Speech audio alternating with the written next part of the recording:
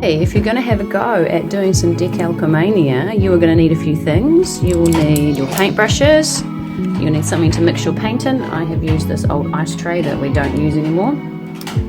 You will need paints of some sort. I've got wet cloths ready already because my son's going to join me doing painting soon and I'd like to wipe his hands up. I've also got a tea towel for wiping my brushes on. You'll need a container with water in. I've forgotten to get that, I'll get that in a second. I've got my table covered in a cloth. I've also got a chair just here, covered in a towel. And I've also got on the floor some plastic too. So you've got to get set up. This activity you'll need your parents to help you set up. Lots of you will anyway. So do check with them if you've got paint, if it's going to be okay to give it a go. Okay, my son's joined us. He's mixing up some, what colour are you mixing down there? Green. Green, yeah, mixing blue and yellow. While he's doing that, I'll show you some of the Decalcomania work that I did last night. You'll be very familiar with this. You would have done this before, maybe when you were a little bit younger. So it's using the paint and folding the paper in half to get a mirror image. From here, I'm going to turn these into some different artworks, which I'll show you later on. What's in that one? That one's blue as well with a little bit of black, so it will be a darker green. It'll be a shade. Dark green. Yeah, so use your brush to mix it. You can see this one here. I squashed the paper together a bit too hard and it ripped. I'll show you about that in a minute. This is a really fun process to do. Alright, so grab your pieces of paper that you're going to use.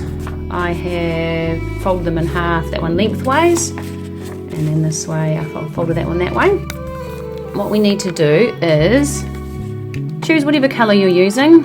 You can see that I had primary colours and then I've mixed them to make different colours to use. Think about your colour wheel that you looked at last week in our lessons from last week. Now, on your piece of paper, you choose where you want to put your paint. Oh, that's a beautiful colour. You can see I've gone quite thick with this part here, and I'm just placing it wherever I think feels nice. I'm going to wash it. Oh, thank you. You're putting some on there too. And then I will wash my brush. Then you will wash your brush, okay. Now, try and keep it on one side. Lorcan's helping. He's gone on the other side, which I'm sure will make something beautiful. A beautiful look. My brush will wash. What's that, sweetheart?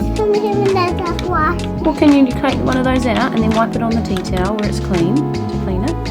Alright, and I'm doing some more. Now I'm working pretty quickly because I want the paint to stay wet to make my image. You can see that I've chosen colours that are similar to each other. A lighter green and a darker green for this one because I wanted the colours. Oh, careful, don't fiddle with that, please. Okay, dry your brush off. There you go. Alright, you help me with this part, Lorcan. Put that down there. You do this part. Alright, so we're going to fold this over. This part you've got to work quickly, but you've got to be careful not to push it down too hard. You know how I showed you my work before and there was ripped pieces of paper on it? It's because I pushed too hard and my paper got stuck together. Push a little bit harder.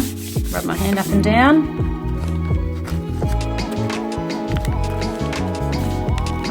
Oh, there we go.